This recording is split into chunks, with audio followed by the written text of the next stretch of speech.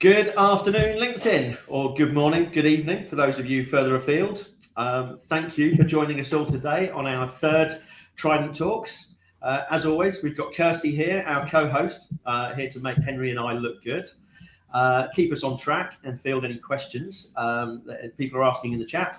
And today's guest, got Henry Hawkins, the Executive VP of Baltic Yachts, just happens to be one of my favourite shipyards of all time to visit, and ex-super yacht captain on various editions of Pink Gin, one of my all-time favourite yachts to visit while I was the head of service and rigging at Future Fibres. So, Henry, welcome.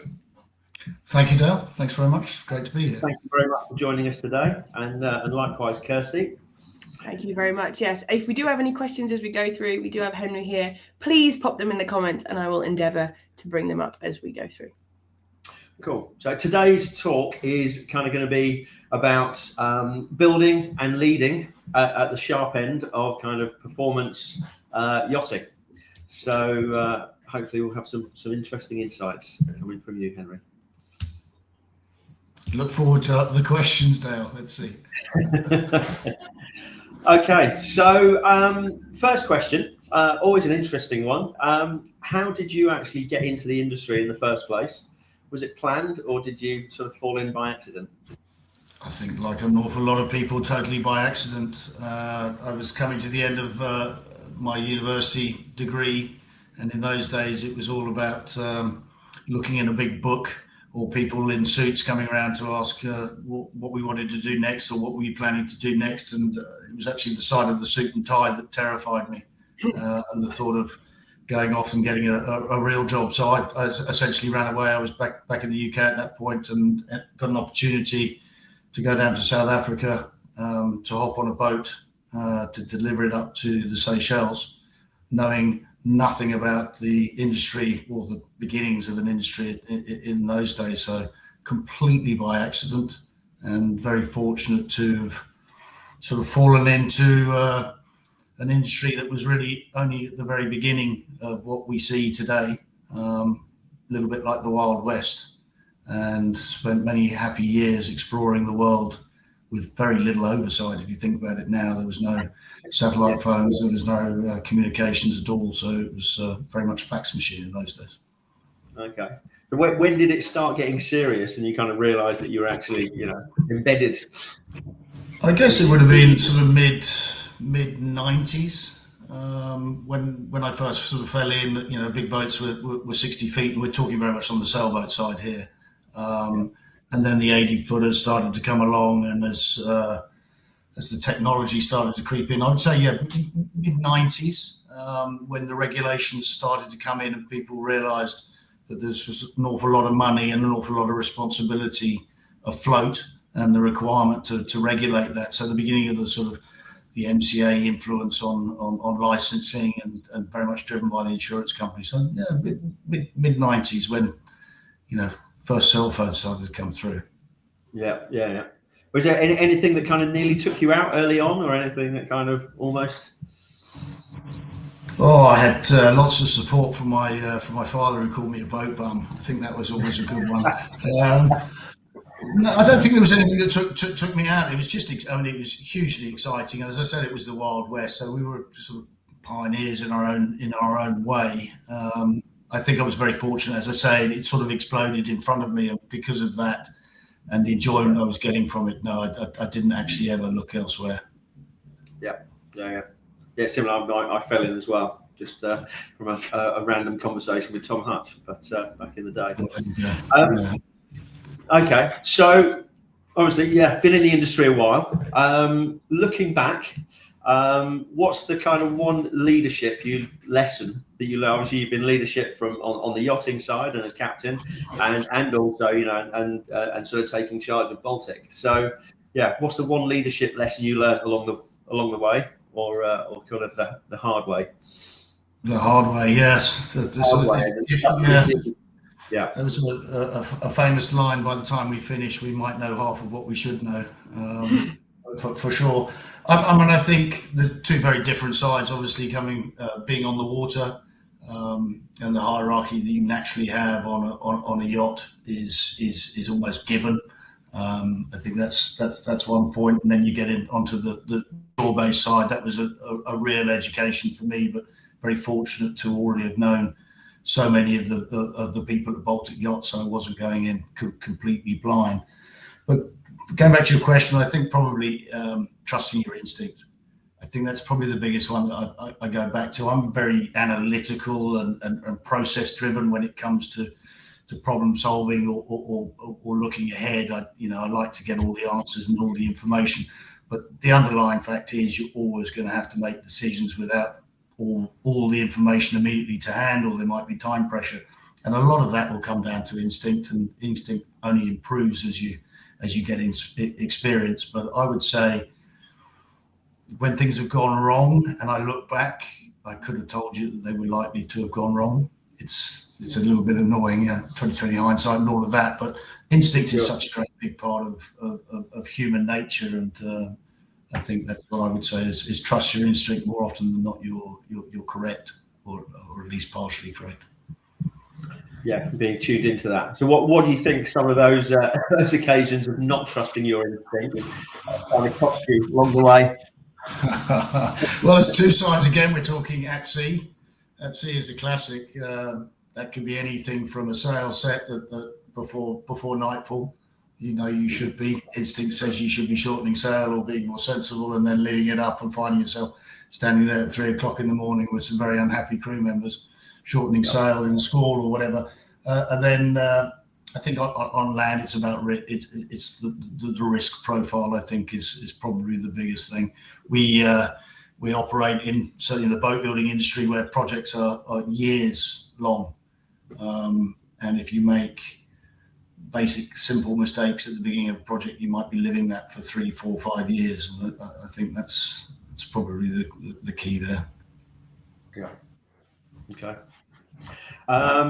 So on to the next question, challenges and kind of our industry. So from where you sit, whether from the Baltic side or just you kind of personally being out there and hearing all the noise, what do you think is the biggest challenge the industry is facing right now?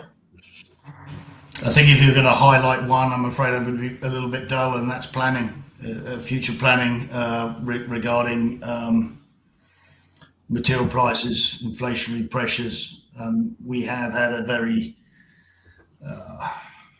troubled last few years, be it everything from COVID to conflict in Ukraine and now the Iranian episode. It's disturbing, it's unsettling, and as soon as you get an unsettled world, planning becomes a lot more difficult, and with planning and the difficulties with it, people become increasingly aware of risk profiles. And when you look at it from a boat building point of view, if everyone adds their own little bit of risk to a project, you end up with a project that's got a huge amount of risk or perceived risk sitting at the top, and risk is offset by expense, and that's where we find ourselves now. Certainly the confidence levels required to predict the costings of a project that's not going to complete, say, for another 3.5, 4, 5 years, that's a very difficult sort of forward planning exercise at this time. So I think that's probably our biggest challenge at the moment. Having said that, I would say the world's appetite for risk and unsettled times is much higher these days than it ever was before. If you go back to the early days of COVID, everyone shut up shop. Now, you sort of don't blink at some of the things you're reading. So I would say in general, that's a challenge. The forward planning at the moment is pretty difficult. Yeah, but can you kind of manage that out when you're setting up agreements and things at the start of projects? Certainly, you can certainly attempt to do that. I think those are discussions that come very much down to the four eyes principle of talking to clients and making sure that our clients understand what we're facing. I mean, let's face it, that the people we're building these boats for are not by far from idiots, and they're more often not running their own businesses facing the same challenges. So I don't think it's beyond the wit of man to say, we need to sit down and have this conversation. However, there is a genuine pushback. We've got to be one of the only sort of luxury industries where we can be challenged on the cost of a light bulb. and I mean that in the nicest possible way, that there are, so many people aware of pricing materials. I couldn't imagine ever arguing about the price of a light bulb in the front end of a Ferrari. And yet we could find ourselves, I mean, that might be a bit flippant to say light bulb, but we could be talking about cost of the main engine or whatever. So it's definitely a change.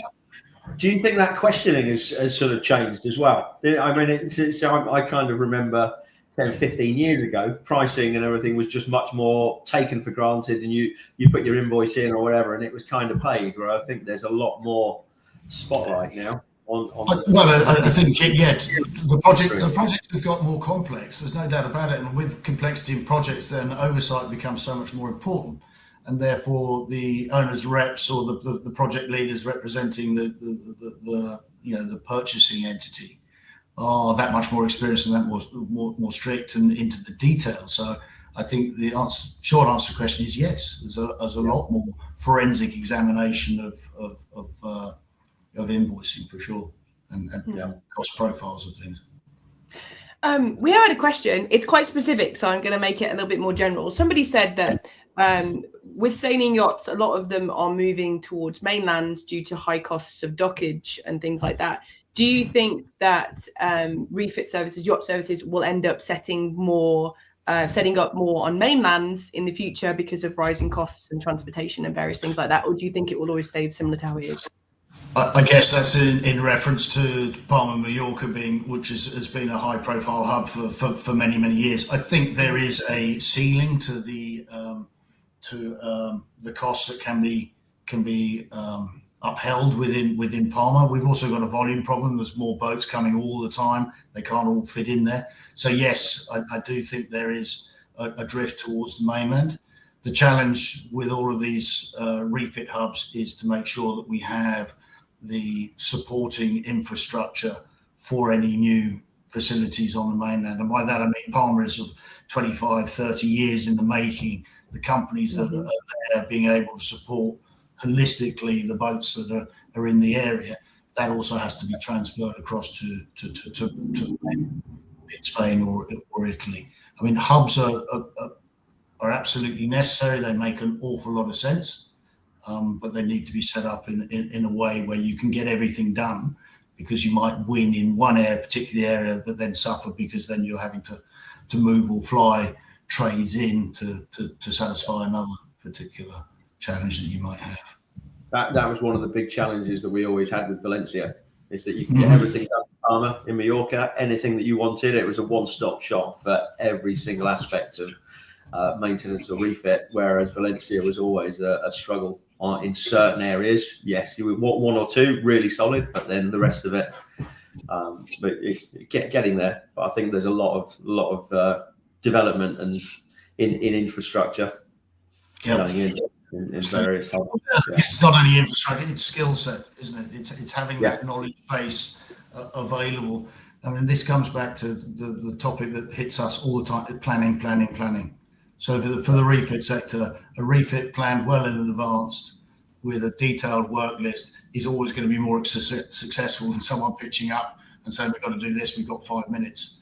And we've still got a long way to go as an industry to make sure that everybody involved understands how important that forward planning is. Yeah. Do you think the planning is getting better?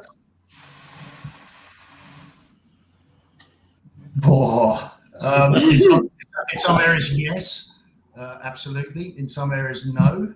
I think I'm going to get shot down in flames here, but I think there is definitely a change in mindset of crewing on boats these days. We call it clean hands engineers or whatever. There's so much more regulation involved in running the boats these days. So for those who are about to shout at me, don't get into that. I think the crew are now operating boats, but when it comes to the refit, they're far keener to hand the keys over and see it managed properly. And that's a challenge, is the information flow between the two sides. I think that's one of the challenges at the moment. Yep. Okay, so fast forward 4 or 5 years. I mean, what's coming next? What do you think will have changed, or what do you think is changing the industry most over the next the near future? I would guess it's always going to be technology driven. I think we've heard a lot about the transfer of wealth, and I think that's certainly something that's a consideration for everybody as wealth is dropping down to the generations. We're seeing a much younger demographic of owners and users for the future. But if I was going to put it on one thing, I would say AI and the implementation or the usefulness of AI within our industry. Could that be from running the boats and maintaining the boats to actually building the boats? And I don't think anyone has a very well, at the moment, I feel that we don't have a very clear idea of how to best make use of the technology that's available and coming down the track. I think we all know that the answer lies somewhere in amongst the cloud and the suggestions, but actually truly taking advantage of it, I think that's where we'll see the difference in the next 5 years. It'll be much better understood how to implement, use, and create value out of it.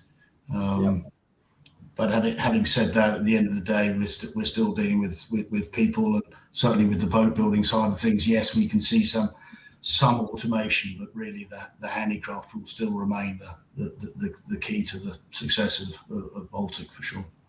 Yep. Yeah. Somebody has actually asked a question very timely on this. So somebody said, in the yacht building industry, which roles or job functions do you see being partially taken over already, and which ones do you think are most at risk in the future? So is it possible to be specific on this, or not so much?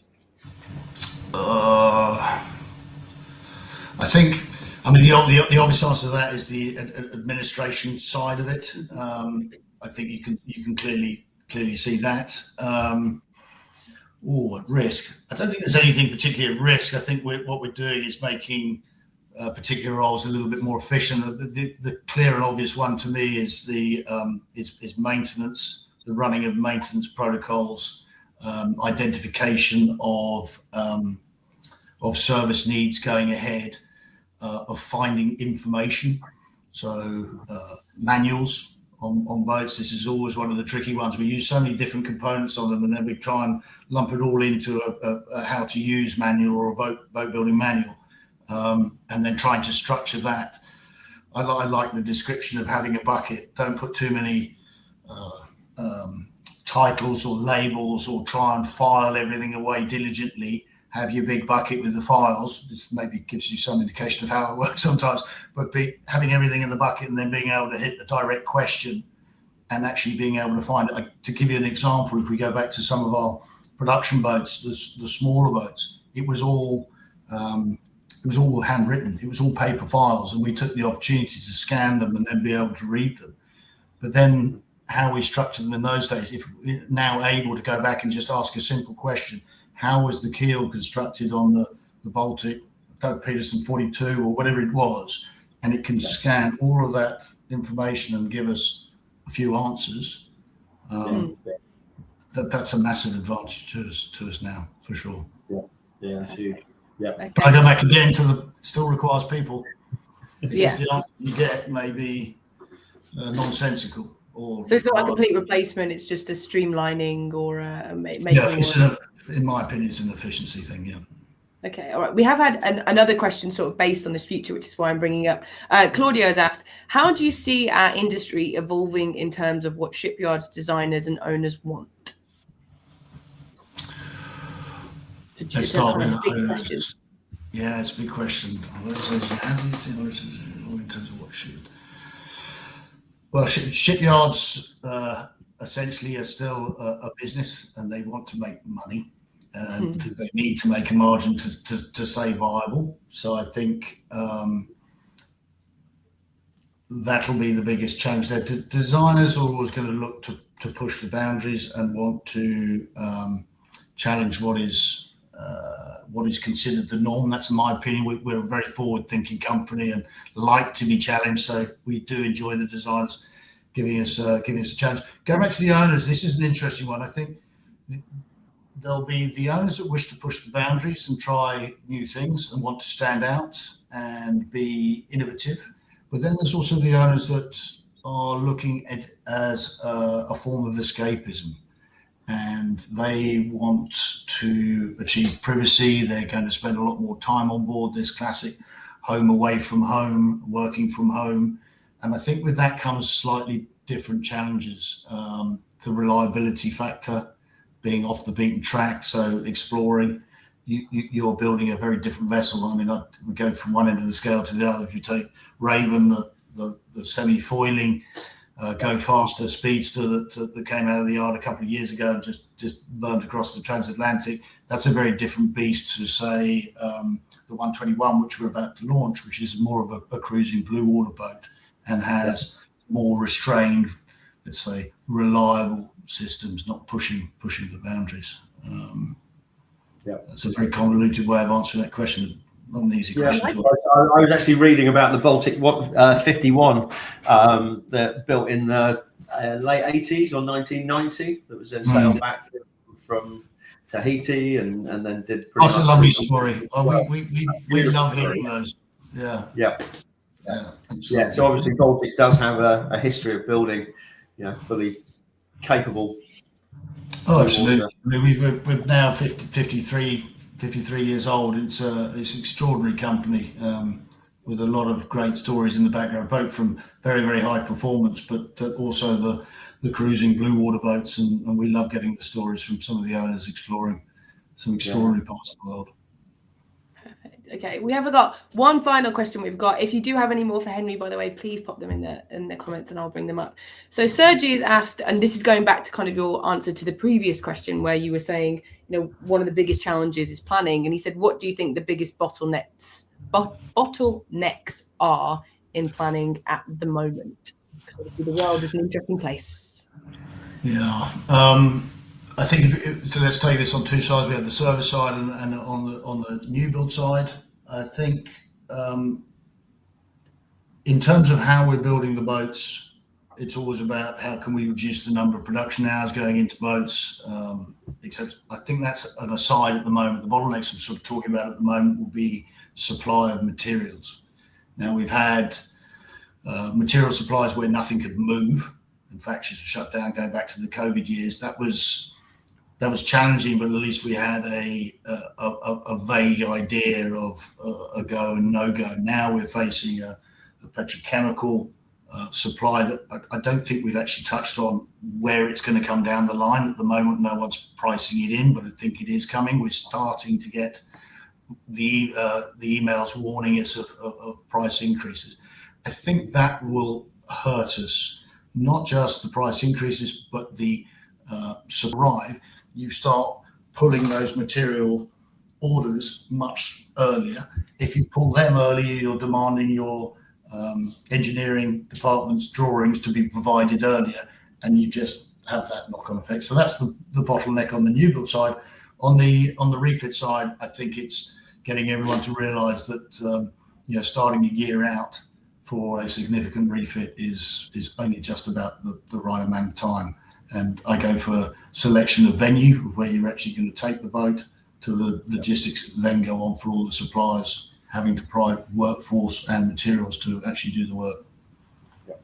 Amazing. Okay, thank you very much. So I am aware of the time. I have seen a couple more questions come in and I'll come back to them after we finish the other questions. But Dale, I think now might be the time, before we come to kind of Henry's advice for future leaders and things that people can take away. Can we talk about the next show that we have? Yes. So next show is going to be Wednesday, the 13th of May, same time, 1:00 CET. We're sort of going on a Baltic, sort of more on the new build side, although obviously they have the refit as well. We're going pure refit, bringing Stuart Parvin, the CEO of Cantieri Rossini, also going from the south of England and bringing a Yorkshireman on. So straight talking and so it should be a good one. Very much looking forward to that. Okay, I think Dale, it's probably time for the final question. Okay, so last question is kind of advice for somebody coming into the industry or somebody who's stepping up to a leadership role right now. What's the one bit of advice that you would give from your experience and you learned along the way? Well, we've talked about instinct, we've talked about AI and automation and what have you, but I think everything is always going to return to people and trusting your team. I've been very, very fortunate to have been afforded opportunities to sort of climb the ladder up through the sailing side of the world and then into the boat building side, and that has had to come with a huge amount of trust from the people above me. And I'd like to think that that's probably one of the most important things. You can't do it all on your own. There's no doubt about that, particularly as the world gets faster and faster. So relying on the team, trusting your team, and being open-minded. I remember the sailing days. Some of the most extraordinary characters we sailed with. I mean, on paper you'd think, not so sure, but if you ever got yourselves in difficulty, it's amazing the people that step up. So trusting your team. Yeah. Okay. Cool. Yes. Yeah. Something that I'm definitely learning along the way as well. It's hard sometimes to just let go, though, isn't it? And and like you say, let people just they might not do it quite the way that you do it, but at the same time, you've got to let them, because your way is not always the only way or the right way. Absolutely. Yeah. Yeah. Okay, so we do have some final questions that I'm going to try and squeeze in, Henry, before we kind of round up. So this person has asked, have you noticed a shift in what clients expect from yachts in recent years, especially in terms of technology, customization, or lifestyle features? Good question. Yes, I think, is there a shift? Technology has definitely come to the fore, rightly or wrongly, because I might be a bit negative here. I would like to challenge whether bringing every little technological advancement onto a boat is the right thing to do. But I think, yes, automation is definitely there. Automation of, in our case, sailing systems, but then the expectation of automations down below, everything from AV to internet connection, etc., etc. In terms of lifestyle features, I would say we're more active these days. So we're trying to fit more into our boats, everything from diving to kiteboarding to kite surfing to tenders to water toys. The amount of kit that we're trying to store on board boats, which is, thank God for inflatables, because that makes it a lot easier to pack things away. I would say that sort of lifestyle is definitely coming into it. And on the customization side of things, I think that'll always just be a very, very wide picture. And something I definitely avoid making any comment on is styling or that side of things on boats. I think people are very individual. On that side, I would make the statement, we love working with all different partners at Baltic, because you get this mix, an eclectic mix of different challenges. So that would be my take. Okay, so Shane has asked a great question. Commercial vessels are slowly adopting sustainability and clean energy solutions. How quickly is the yachting industry expected to follow? I think we have the power to follow very quickly. And that's power is monetary. I think we are being guided quite quickly by regulations, and if we don't pay attention, it's going to be very, very painful. So I think we have an opportunity here to adopt solution. The challenge, I would say, is the volume that we have available to work with. We're so much smaller than commercial ship engine rooms, etc., etc. So we have a challenge there, but I think we are moving in the right direction. The one area I would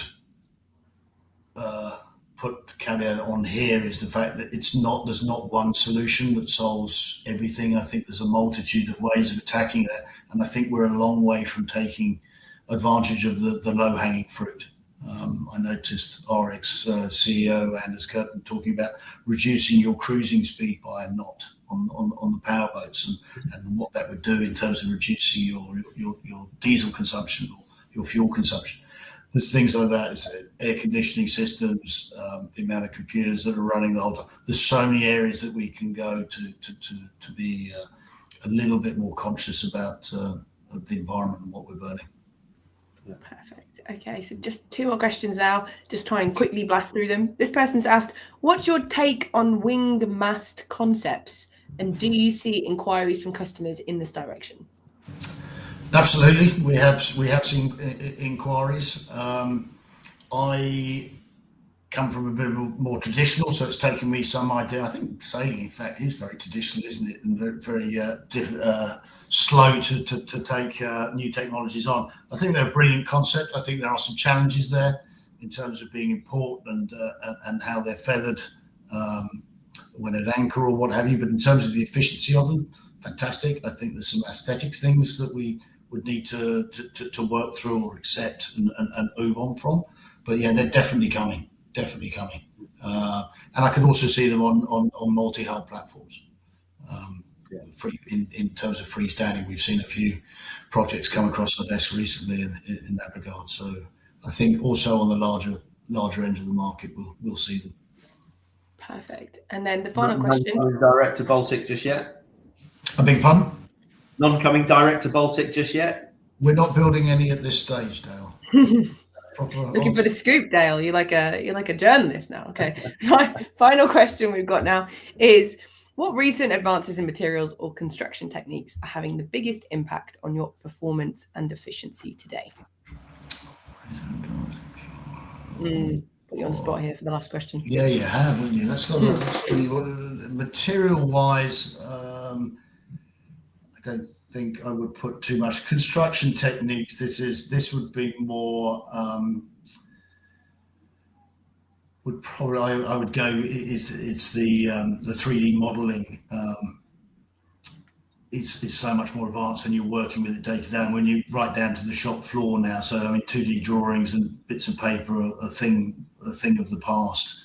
So I think the 3D modeling, the 3D printing it's been a massive step forward for prototyping and quick and dirty. Generation of parts to try and work out, will it actually work, will it not? So they've been a big step forward for us. But I guess modelling at the moment is, for me, is the one that would make things more efficient. Perfect. Okay, thank you very much, and thank you for everybody's questions. We have unfortunately come towards the end of the show now, so Dale, I leave it to you to thank everyone and take us out.